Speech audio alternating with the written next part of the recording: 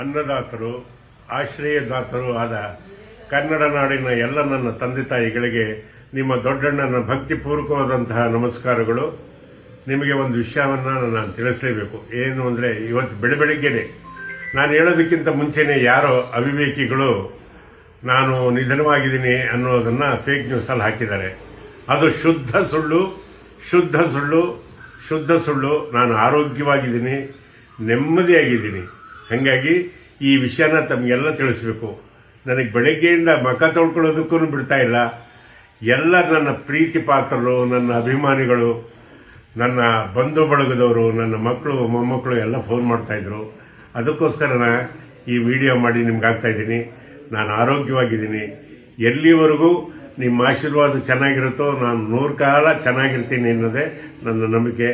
ನನ್ನ ಮೇಲೆ ಈ ರೀತಿ ಪ್ರೀತಿ ವಿಶ್ವಾಸ ಇಟ್ಟಿದ್ದಕ್ಕೆ ಎಲ್ಲರಿಗೂ ವಂದನೆ.